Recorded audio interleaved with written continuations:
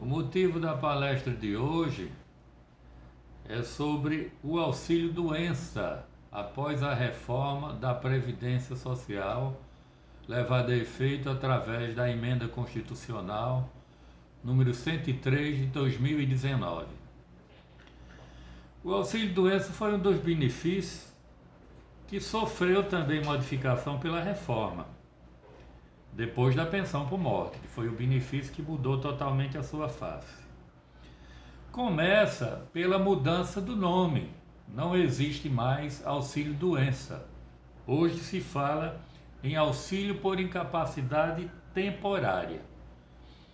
Esse nome jurídico está mais adequado ao tipo de benefício, à natureza do benefício, porque ele retrata melhor a cobertura desse benefício.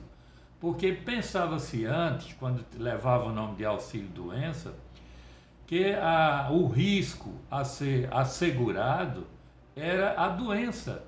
Então, quando a pessoa se sentia doente, aí dizia, bem, eu vou à Previdência, vou ao INSS, requerer o auxílio-doença, porque eu estou doente. Mas não é assim. Mudou. Agora, o risco a ser coberto, antes também era assim, mas se falava em auxílio-doença. O risco a ser coberto é a incapacidade decorrente da doença, né? Então, se a pessoa pode estar doente e não estar incapacitado para o trabalho, não é? Tem várias doenças leves que acomete o trabalhador e que não tem um efeito tão nocivo capaz de incapacitá-lo para as atividades habituais do seu labor. Então, só existe a cobertura se a doença, né, gerar uma incapacidade que retire o trabalhador das suas funções habituais. Mas o que é o auxílio por incapacidade temporária? Esse benefício, como eu falei antes, visa assegurar o risco de incapacidade em decorrência de doenças degenerativas e ocupacionais, acidente do trabalho ou de qualquer natureza, que deixa o empregado inapto por mais de 15 dias consecutivos. Nisto também está incluso a doença mental. A carência para esse benefício de auxílio-doença. A carência é o tempo exigido de carteira assinada ou de contribuições vertidas para os sistemas necessárias para fazer jus ao benefício. Então, a carência do auxílio por incapacidade temporária é de 12 contribuições mensais. Isso não foi alterado com a reforma.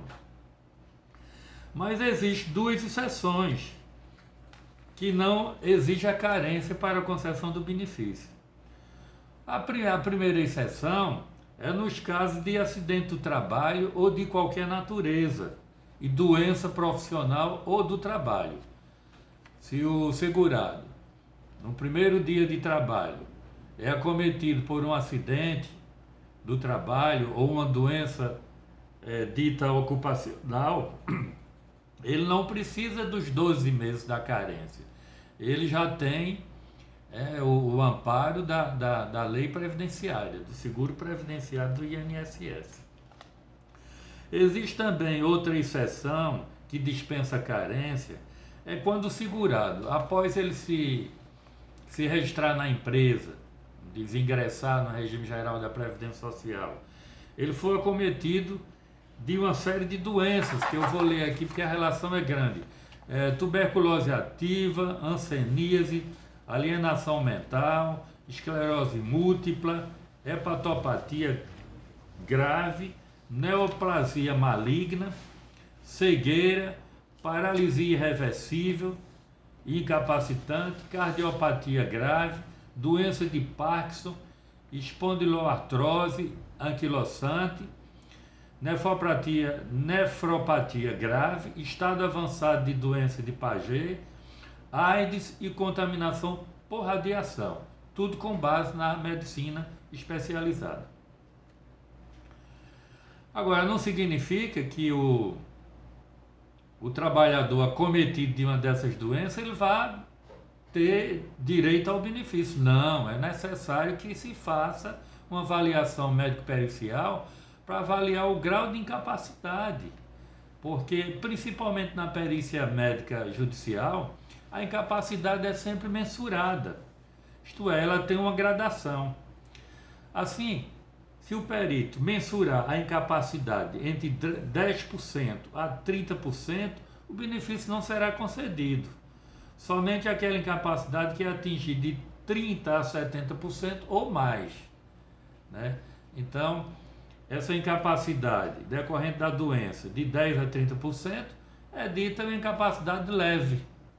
E aí não vai refletir, reverberar na capacidade laborativa do trabalhador. E ele não será afastado.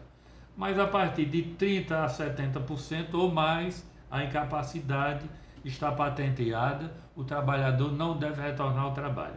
Isso através da perícia médica. No caso de perda da qualidade de segurado, se o segurado perdeu a capacidade, perdeu a qualidade de segurado, para resgatar a carência exigida, que é de 12 meses, segundo a jurisprudência já pacificada, é possível retroagir a data de início da doença e a data de início da incapacidade ao período em que ele ainda era segurado do INSS. Exemplo: o segurado busca concessão de um auxílio-doença na data de hoje, mas ele está há anos sem verter contribuições previdenciárias. Nem contribui como contribuinte individual, nem como empregado, porque está desempregado, ou outra forma qualquer, ele não tem nenhuma contribuição. Então, se diz que ele perdeu a condição de segurado. Mas se a incapacidade existia quando ele estava vinculado à Previdência Social, quando ainda tinha condição de segurado, o benefício é devido, porque a incapacidade o acompanha desde a data em que ele era contribuinte. Nessa hipótese, o auxílio-doença era devido e apenas não foi requerido. Então, ele perdeu a condição de segurado, mas ele, ao se desligar da empresa, ao se desligar do regime geral da Previdência Social, ele tinha a doença, né? Apenas não requereu, aí passou o prazo, perdeu a condição de segurado, e aí vem o INSS e nega.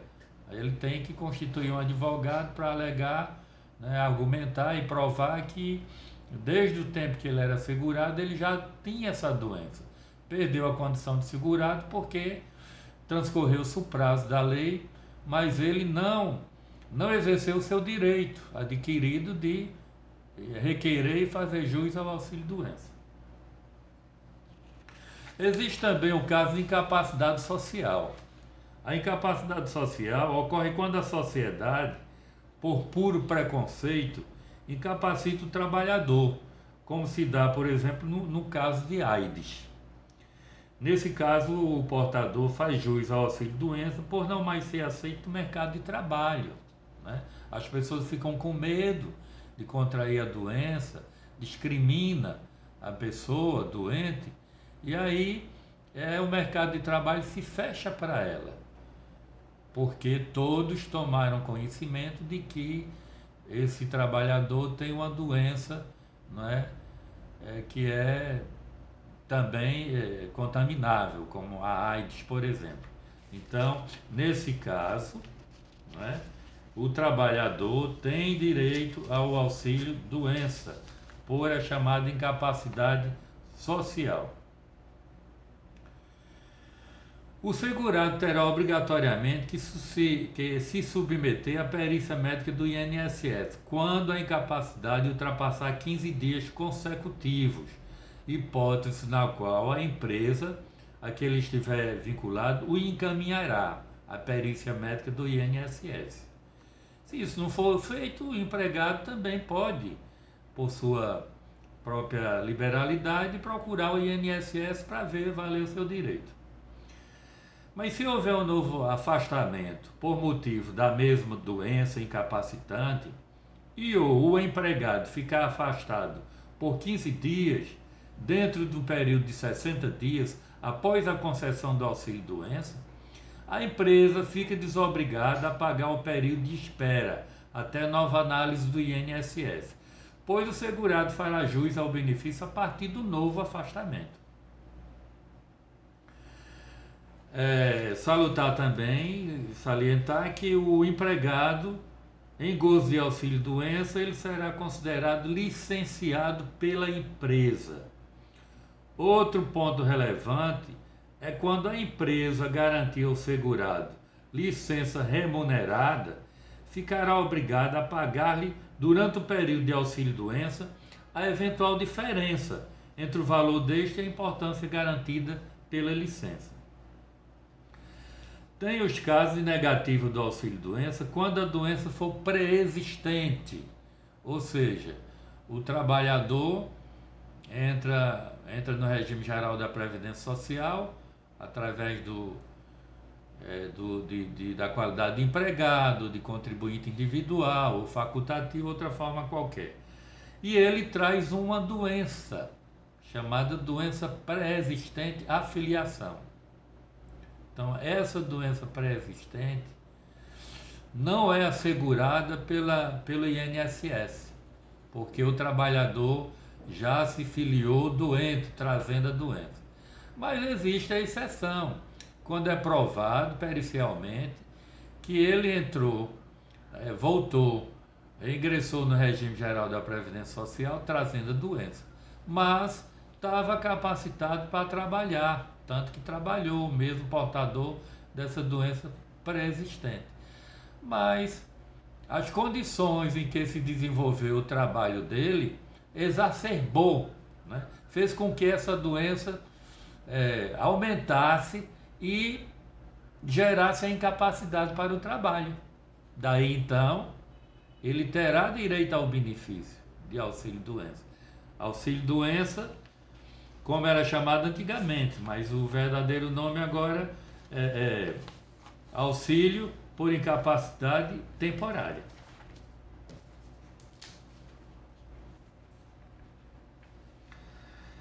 O prazo de duração do auxílio-doença, isso quem vai determinar é a perícia médica do INSS. Entretanto, desde o governo de Michel Temer, que esse espaço temporal de duração da doença foi modificado.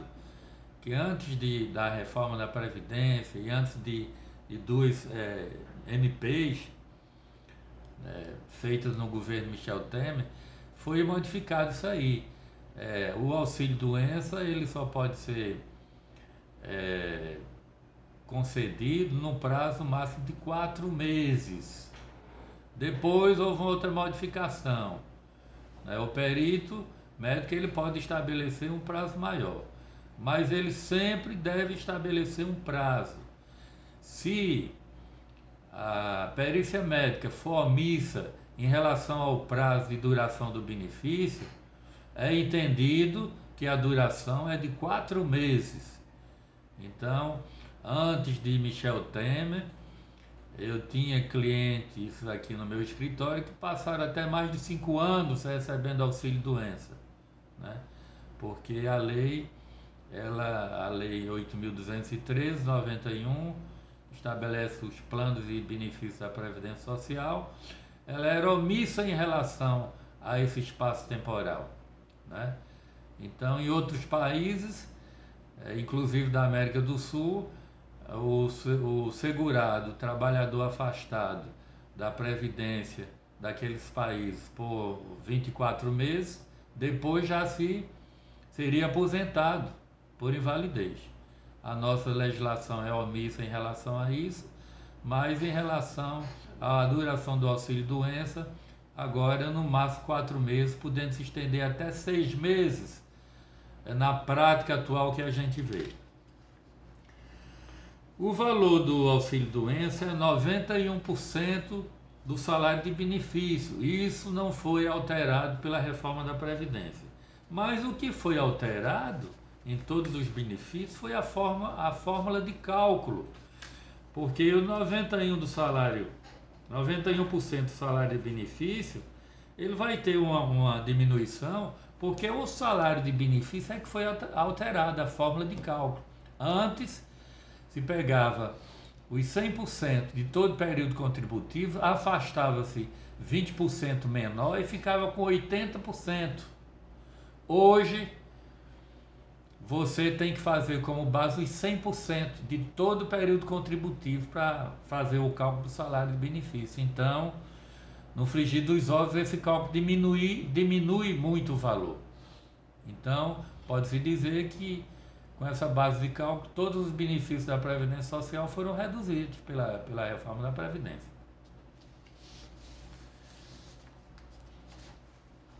No momento é só, ficamos para o próximo vídeo. Maiores esclarecimentos.